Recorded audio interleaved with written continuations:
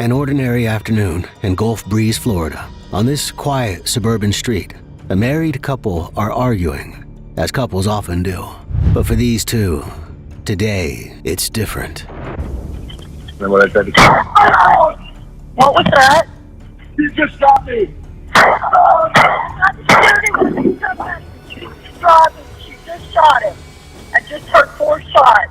The local police department received 3 911 calls from the Turner's house on September 8, 2021. This was the last call. When somebody calls the emergency services, it's clear they're in trouble, but rarely does the call capture a crime being committed. Here, the sound of gunshots were exactly what they seemed to be. The sound of 34-year-old Colin James Turner being murdered. When the police got to the scene, they found Colin's wife, 34-year-old Bree Kuhn. She was the only adult in the house, and it was clear she'd had something to do with it. But why? What had led her to the point of mercilessly executing her husband while he was on the phone to the police? A troubled relationship, kids caught in the middle, and a he-said-she-said situation that ended in murder. It should have been a fairy tale marriage. But here, on the decoder, things don't often work out that way. This is the tragic story of Bree Kuhn and Colin Turner. Gulf Breeze is a quiet, picturesque place in the Pensacola area of Florida. It's coastal, an ideal destination for vacation or retirement, and known for its excellent schools, beaches, and good education. What more could a family ask for? But some families bring their strife with them. It was an ordinary Wednesday afternoon, towards the end of the summer season, when a police patrol car was called to a quiet suburban street. This was not the first call they'd received from this residence that afternoon, but this one was fatal. Anybody else in there? Can we open this? The police had to climb underneath the door to enter Colin Turner's garage, which had now become a crime scene. Inside, they found Colin lying dead on the floor, covered in blood. I don't know who he is, but he's in the garage. 3 in the chest, or looks like 3 in the chest, might be 2. They said they heard 4 gunshots though. On the 911 call, 4 shots had rung out, and then Colin had fallen silent. So are you there? He's not answering. This was why the police had hastened to the scene, because the 911 operator believed she'd listened to a murder in real time. And with Colin dead on the floor of his own garage, it seemed she'd been right. The police spread out and searched the property. In particular, they were searching for the murder weapon. They found a gun in the kitchen. It looks like it's in the holster. Yeah. But it's stuck behind the toaster. Stuck behind a toaster. This was an act of violence committed at the heart of the domestic space. The gun was hidden in the kitchen, the victim was locked in the garage, and the kids were just across the street. They'd been in the house when their father was murdered. When the police got to the scene, those 3 kids were present. 2 were Colin and Bree's children, aged 4 and 3, while the third was Bree's 12-year-old daughter from a previous relationship. The cops found Bree sitting with the daughter on a neighbor's porch, talking to her about what had happened. She told her that everything would be fine and that she was sorry. And when I spoke to her, I asked her if she was all right. And she said that I shot him. Within minutes of the shooting, with her daughter right there, Bree confessed. She said she'd been the one to shoot her husband. She told me that she shot him because he was going to take that she shot him because he was going to take my children. Bree seemed to be in a state of shock. Are you in shock? Yes. Well, do me a favor. Can you? Is he alive? They're working on him right now. Okay. She didn't seem to realize that she'd killed Colin, not at first, but the horrific reality sank in as the police were patting her down. He was dead. I saw him and I tried to help, but he was dead. Okay, well, let's not talk about that right now, okay? My kids don't have a dad or a mom, no. And it's my fault. And he's right? I'm a murderer. So listen, listen to me. You're not under arrest right now. You're being detained. Okay, while we investigate. No, you should arrest me. I killed my husband. Bree's mood was going up and down. From being convinced Colin was dead, she then suggested that maybe he wasn't. Hopefully I just shot him. Maybe he's not dead. He should not be dead. How come they're not going to get him? The ambulance. The ambulance wasn't going to get Colin because Colin was dead at his wife's hand, and she seemed full of regret. She knew what she'd done, and she knew it wasn't right. So why had she done it? How had this ordinary afternoon turned so tragic and ended so fatally? Bree Kuhn was born in May 1987. She graduated East Mississippi Community College in 2012 at the age of 25, and she joined the Navy. This was where she met Colin Turner from Georgia. Colin was the same age as Bree and served in the United States Marine Corps for 14 years, rising to the level of gunnery sergeant before leaving on a medical discharge due to a traumatic brain injury. He became a stay-at-home dad to his and Bree's children. Bree remained in the Navy, serving as a leading petty officer at Naval Air Station Pensacola. This could have left Colin at a loose end, resenting his wife's achievements while he looked after the kids. But instead, he kept himself busy with further education, studying for a degree in electrical engineering online. He'd been accepted into a master's program at Johns Hopkins University and listed it on his Facebook profile that he'd start studying there in January 2022. Tragically, that day would never arrive. Not much is known about what drew these two together or what they had in common other than the Navy. Both had children from previous relationships, but they were committed to building a life together, with their first child born in 2017 and their second in 2018. But recently, their relationship seemed to have taken a turn for the worse. Colin had recently tagged Bree in a Facebook meme that said, "Fun fact, the majority of archaeologists are women due to their natural ability to dig up the past." Bree herself had been using Facebook to ask for advice about divorce attorneys. She apparently wrote, "It will likely be an ugly, contested one that involves children and property." Something had gone seriously wrong between this loving couple. So wrong that their relationship ended in murder. On September 8th, the police were called 3 times. Both the first and second time they failed to prevent the most tragic of outcomes, until they were arriving on the scene to find the man they'd spoken to dead on the floor. The first 911 call was at 12:53 p.m. Colin and Bree had got into a heated argument, and it was Bree who called the cops. She's got a shotgun and her pistol in the bedroom with her. Okay. And my pistol is on the dashboard of my truck. Bree accused Colin of getting violent with her. What's going on today, ma'am? So my husband is trying to take the kids. What's up, big guy? He threw me on the floor and pushed me against the wall. And this all happened today? This happened today. We've What been the- having issues over since the weekend. What are the issues about? Just typical relationship stuff. His go-to is to use the kids against me. So Yes. he's trying to take them to Georgia. And I don't want them to go. As the officer was talking to her, the kids kept interrupting, wanting to show him things. They didn't seem to have a sense of the danger brewing above their heads, or maybe they were just used to it. Maybe this was how an average day went in Bree and Colin's household, with the threat of aggression constantly present. I have appointments with attorneys. I don't want him in the house. He ran me over the weekend. I just want You got divorce. any marks anywhere? You got any bruises or anything? No. The problem is I got to be able to prove it. Bree wanted the police to remove her husband from the house. She said that he'd attacked her, but she didn't have any physical evidence. And the officers told her that her word alone wasn't enough.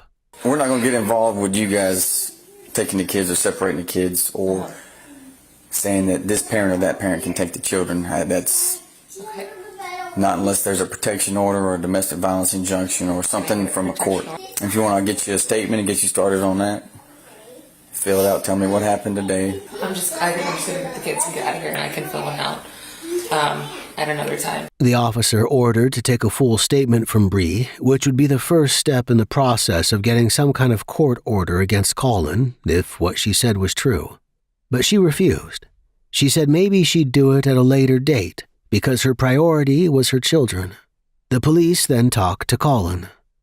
Was at any point in time did it get physical? I told you I tried to grab my daughter last night, and she got physical and stopped me. So I backed the fuck off at that point, because that kind of allegation is the last thing I needed. Bree appeared, looking for bags to pack his things, maybe hoping to make him leave. The couple continued to argue. I'm not leaving the kids with you. Borderline rage last night, and it's continuing to now. She figured out I was trying to take my kids. Georgia. Give space between the two of us, not take the fucking kids away from her. I got you. I'm the primary caretaker of the kids, only caretaker of the kids. Colin told a very different story. He said that Bree was unstable and that he was planning to take the kids to his parents' place in Georgia only to get a break from her for a little while so they could all calm down.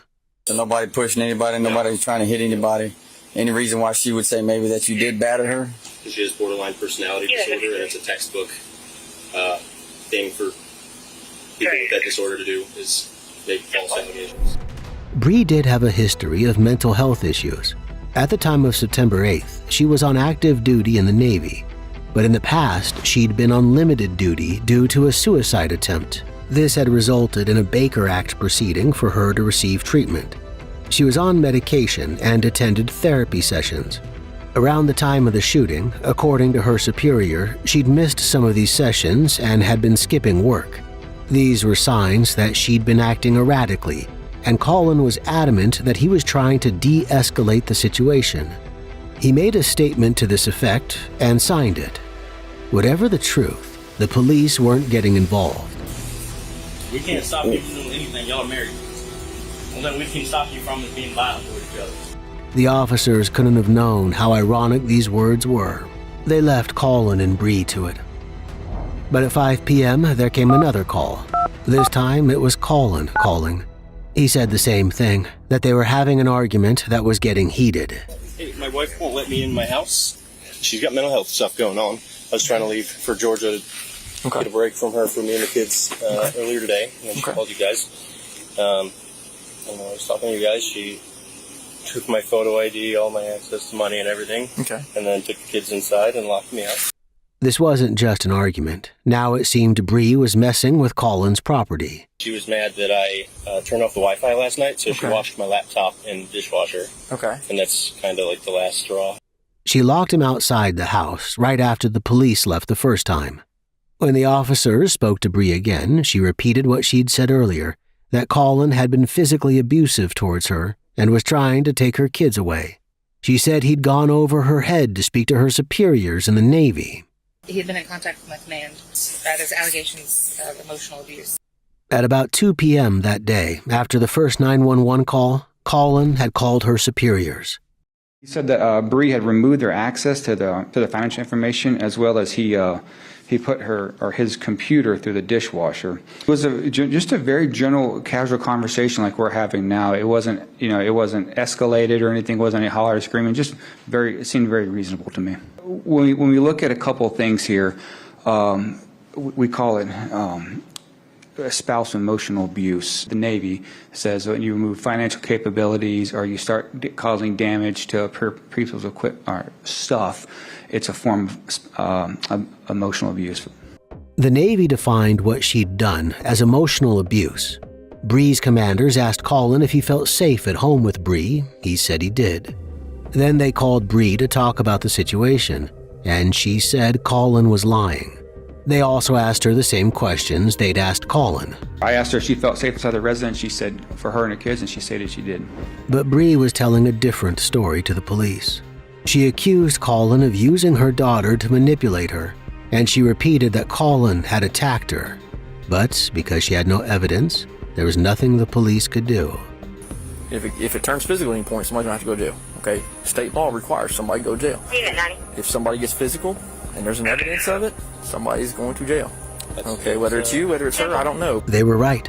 Somebody was going to jail, but somebody else would have to die first. The police left for what they hoped would be the final time, thinking that Colin and Bree would reconcile their differences for the sake of the kids. They couldn't have been more wrong. Just an hour later, at 6:22 p.m., Colin called 911 again. But this time, something was different. Hi, you guys have been out to my house twice today, and then most recently, the deputy talked my wife into letting me in the house, and then she locked me in the garage, and I tried to break my arm when I was trying to get back inside. She locked the door behind me. And then when I tried to...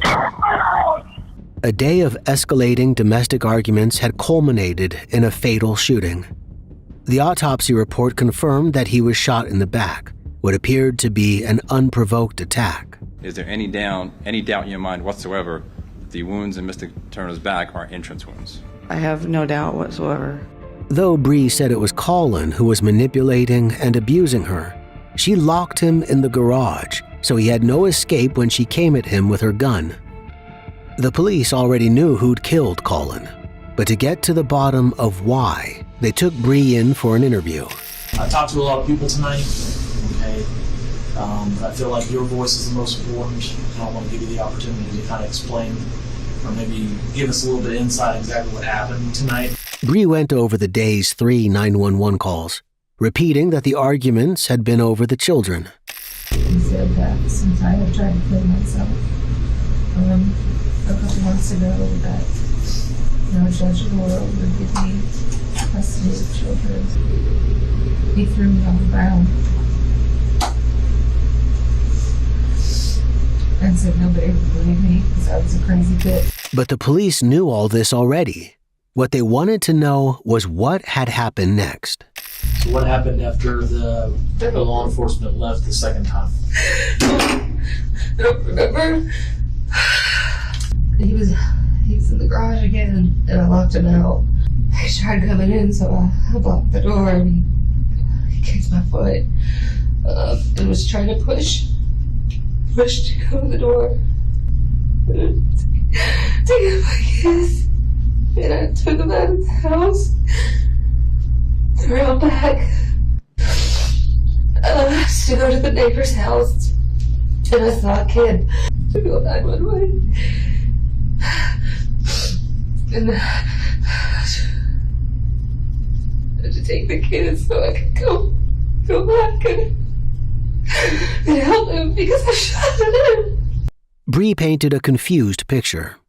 Somewhere in the middle of this altercation, she'd shot her husband, and she knew what she'd done because she took the kids out of the house, knowing that they shouldn't be around. But by then, it was too late. How many times did you shoot him, Bree? Not sure. So just to kind of... I didn't mean to shoot him. It was at least twice I didn't mean to shoot him, but I did. And he said something, and just the look on his face. That's what I was saying. What was the look on his face? He was going to kill me.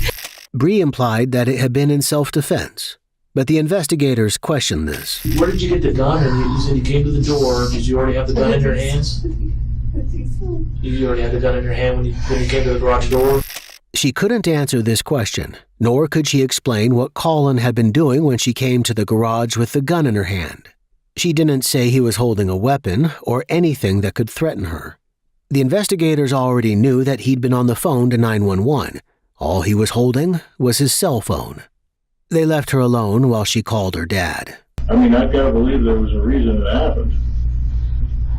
Typically don't go around shooting people without a reason. He threatening you, or were you in the middle of an argument? Eric seemed to think he sounded like Colin was mocking you at the time. But I don't know. Eric was Bree's brother. Her family was trying to piece together reasons why she could have done this. It wasn't immediately obvious. This is so uncharacteristic. Why did you grab a gun? Was he going to hurt you? I don't know. What's that? I don't know. Unlike what she told the police investigators, that she felt like Colin was going to kill her, she admitted to her father that she didn't know, and she felt horribly guilty about it. You really killed my best friend. you did. My husband, father of my kids. I just fucked up everybody. I killed him and fucked up everybody else's life. So, was this self-defense or murder? This was a matter for the jury to decide. Bree Kuhn was brought to trial in September 2024. Alongside all the body camera footage and the recorded police interview, there were also shown pieces of evidence from Bree and Colin's phones in the time leading up to the killing. This included a cell phone video recorded by Bree right before the first 911 call. So this is a back and forth thing. Like, this is really what you want to do in front of the kids. I want you to leave the house, or I can take. I want you to leave the house. I don't want to be around you in front of the kids at all. Okay, then leave. I don't trust you with the kids. I don't trust This you is with the emotionally kids. unstable. You're on disability for being emotionally unstable. Or for joint pain. Colin had suffered a traumatic brain injury a few years back, the reason for his discharge from the Marines, which Bree's defense pointed to as a cause for irrational, unstable behavior. But with both parties having medical problems that potentially affected their judgment, this argument didn't hold sway. Bree's former partner, the father of her 12-year-old daughter, also testified. He'd received text messages from Colin at 12:55 p.m. on the day Colin was killed, right around the time Bree was recording the cell phone video. Colin said, Hey man, Bree's losing it. She ran my laptop through the dishwasher last night because I turned the Wi-Fi off. I'm planning on getting out of here with the little kids, but she's already told me she'll press charges if I take Kylie with me. I don't know what you can do legally, but I wanted to give you a heads up. When Bree's ex responded with sympathy, Colin told him that Bree was on a downward trajectory, making bad choices. The ex replied at 6:09 p.m., just 13 minutes before the shooting. Colin said, It's gonna be worse before it gets better too. She's always told her stories about you, and I thought you sucked, but now that I think about it, she's crazy as hell and probably did the same stuff to you. Bree's ex talked to her current husband in real time as Colin was locked in the garage, and then never responded again. But after the shooting, Bree called her ex and told him he needed to come and get their daughter. I said, why do I need to come get my daughter? And she said, I just shot Colin. And I responded, I said, why? And she said, I don't know. Bree's actions towards her husband had been escalating. She'd cut him off from his finances, meaning he'd had to seek the Navy's support, and just the previous night, she'd destroyed his laptop, locking him in the garage. No way out was the latest in a long string of irrational behavior. But as his shock on the 911 call conveys, he couldn't have expected her to kill him. Bree originally planned to testify at her trial, alongside an expert witness who would tell the jury that Bree suffered from PTSD and spousal abuse. But in the end, she decided not to, after conferring with her attorneys for almost an hour. The defense's only witness was Bree's brother, Eric. Eric said she'd been on the phone with Bree on that fateful September 8th, and that he'd nearly heard the shooting itself. What exactly did you hear in terms of a physical altercation? Can you describe it? I heard things banging. I heard my nieces and nephews crying and yelling. I heard my sister saying she was being hit. I heard Colin yelling, and I heard, I wouldn't know how to describe it, things hitting the ground or things being hit, like bumped or something, like slams. So things are being hit, and she's telling you Colin is hitting her, is that correct? You don't know what's going on. Obviously, you can't see what's going on, can you? Eric had only heard the altercation. He hadn't seen it. He relied on what his sister was telling him. Did Bree ever mention a gun to you? I believe right at the end she said she was getting a gun to protect the kids, and I said, just leave. And I said he wouldn't hurt them. She said he would kill them, and that is when the call ended, when she shot him.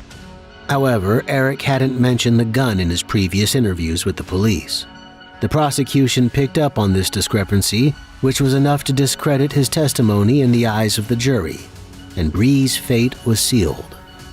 After 4 hours of deliberation, Bree Kuhn was found guilty of first-degree murder. They found that it had been a conscious decision to kill her husband, not self-defense. She'd shot him in the back because he was threatening to take her kids away. This was murder. She was sentenced to life in prison without parole, the legal mandatory minimum for this charge. Her daughter now lives with Bree's ex, the daughter's father, and Colin and Bree's kids continue to grow up without their parents. Could the police have intervened earlier? Could this horrible outcome have been prevented? We'll never know.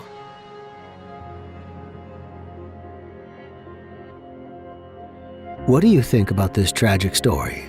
Let us know your thoughts in the comments below.